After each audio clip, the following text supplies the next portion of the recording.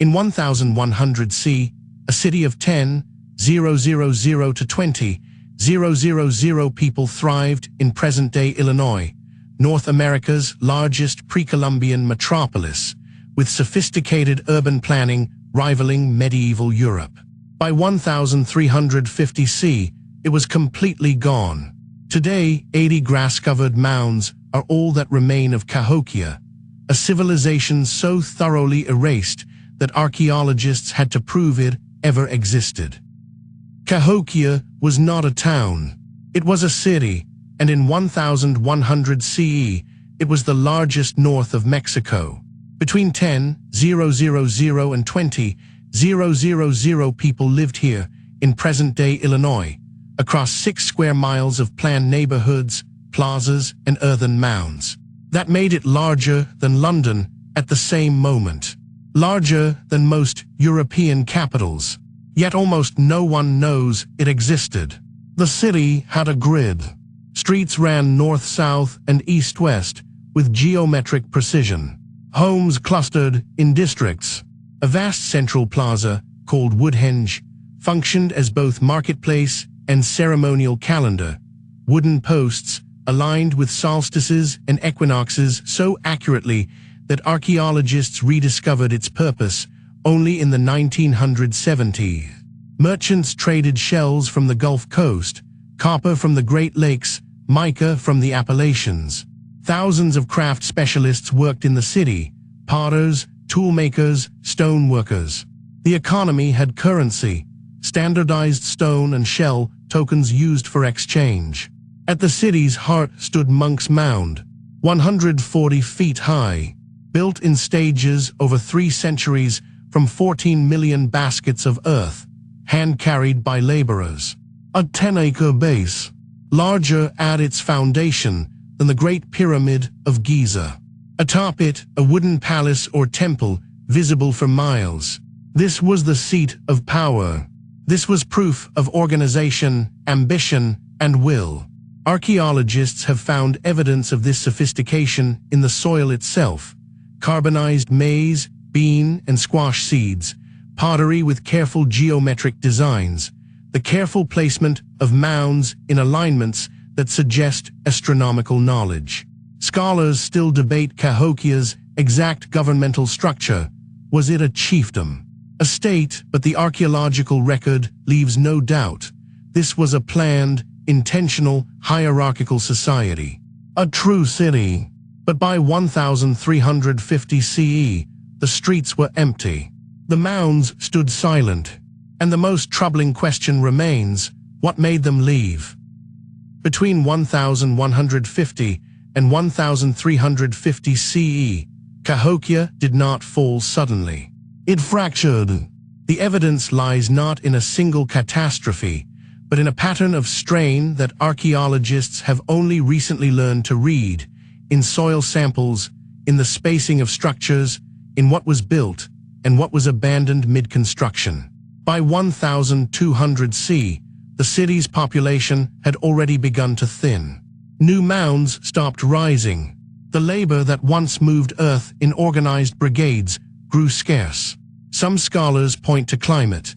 Between 1200 and 1350, the Little Ice Age tightened its grip on North America.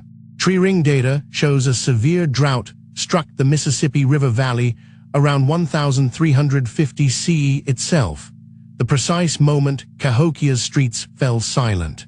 Without irrigation systems or written records explaining their response, the residents faced a choice their ancestors had never needed to make. Others see earlier warning signs. Around 1100 CE, Cahokia's administrators had begun erecting a massive wooden palisade, a defensive wall stretching 2 miles around the city's core.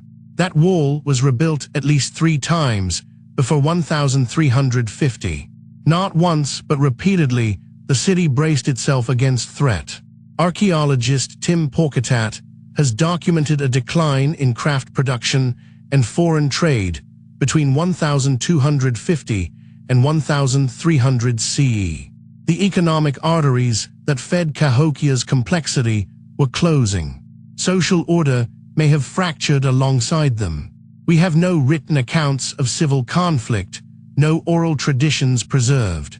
But the archaeological record shows a city methodically emptying itself, not fleeing in panic, but withdrawing, leaving behind the mounds and the grid and the silent proof of their presence. Yet one detail has puzzled researchers for decades. Among the ruins, they found structures that suggest not everyone left. Between 1100 and 1350 CE, Cahokia didn't collapse. It simply stopped. The departure was gradual, not a sudden flight, but a slow evacuation spanning 2 centuries that remains, even now, almost impossible to date with precision. By 1150 CE, the population had begun to thin. Archaeologists see it in the abandonment layers. Structures left unrepaired, plazas no longer swept, the ceremonial center slowly falling silent. The mounds themselves were never destroyed. They were left standing, which is the strangest choice of all. By 1200 CE, the decline accelerated. Residential areas that once held thousands contracted toward the ceremonial core. Trade networks that had connected Cahokia to the Gulf Coast and the Great Lakes simply vanished from the archaeological record. No pottery imports, no exotic shells, no copper. The city's reach, which had extended 200 miles in all directions, collapsed inward. Between 1250 and 1350 CE, the final residents left. Not all at once, not all in the same direction. Some moved north to the Illinois River Valley. Others migrated to Mississippian towns downstream. Some, the evidence suggests, stayed longer than anyone else, maintaining smaller settlements in the shadow of the mounds well into the 1400. By 1500 CE, when European explorers began mapping the region, Cahokia was already a ghost, a landscape of 80 grass-covered hills with no memory of who built them. The Illini people, who occupied the region centuries later, had no oral tradition explaining the mounds. The knowledge had been severed completely.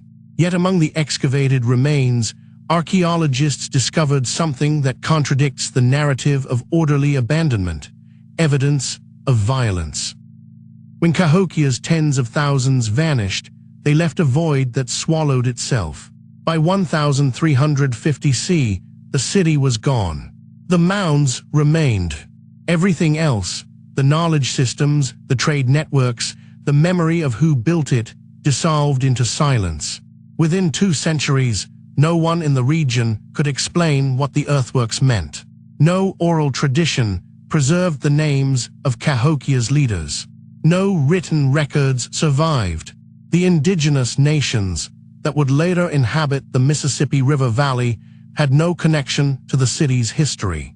To them, Monk's Mound was simply an old mound, a mystery. When French explorers arrived in the 1600, they found only mounds. When American settlers pushed westward in the 1800s, they flattened them for farmland. 40 mounds were completely destroyed before anyone documented their existence scientifically. The loss was casual, unmarked. In 1809, Henry Brackenridge became one of the first Americans to recognize the mound's significance, noting their geometric precision, their scale. But even then, the question persisted: who built this? The prevailing answer was comfortable and wrong. Europeans and Americans assumed indigenous peoples lacked the sophistication for such architecture. Some claimed lost civilizations from the Old World had constructed them. These were fantasies born of racism. By the early 1900s, archaeologists began the work of excavation and proof. Warren King Moorhead, William McAdams, Harriet Smith. They dug into the mounds methodically, cataloging pottery fragments, charred seeds, human remains. They were not recovering a living civilization. They were assembling evidence, that one had existed. Each artifact was an argument against erasure, but the evidence they uncovered also told a darker story. In certain mounds, the stratigraphy showed burn layers, destruction levels, palisade walls hastily rebuilt, signs that Cahokia's end was not peaceful. Today, 80 mounds remain. Grass covers them now, worn smooth by centuries of weather and feet. Archaeologists have excavated perhaps a tenth of Cahokia's footprint, enough to sketch the city's shape, but not enough to answer why it ended. What they found was a metropolis, a grid of streets, wooden palisades built and rebuilt 5 times, each time more urgent than the last. Pottery shards from the Mississippi River Valley, seashells from the Gulf Coast, mica from the Appalachians, evidence of trade networks stretching across half a continent. Between 1100 and 1200 CE, Cahokia was the largest city north of Mexico. But the evidence also speaks of stress. Around 1200, the population began declining. By 1300, the great plazas were being used for agriculture. By 1350, the city was empty. Archaeologists like Timothy Porketat at the University of Illinois have proposed multiple causes: overhunting of local deer, deforestation, climate shifts that made corn harvests unreliable, political fragmentation, epidemic disease. Perhaps all of these combining into a cascade. But here is what remains unresolved: no skeletal evidence of mass death, no burned buildings, no signs of violence or siege. The abandonment appears to have been gradual, almost orderly, families leaving over decades, returning to smaller settlements, dispersing back into regional networks that sustained indigenous peoples for centuries more. The Mississippian culture itself did not vanish. It transformed. It dispersed. When Europeans arrived in the 1600s, they encountered the Dejihan-speaking peoples, Osage, Kansa, Omaha, whose ancestors may have walked away from Cahokia's ruins. But by then, the connection was broken. The city's meaning had been forgotten. What the people of Cahokia carried with them when they left, in memory, in story, in the names they gave their children, that knowledge died with them. Cahokia's disappearance remains one of history's most perplexing urban collapses, leaving behind only earthen monuments and unanswered questions. Another file is already open: the mysterious fate of Roanoke Colony, America's other vanished settlement. Subscribe to the archive for more lost civilizations and forgotten histories.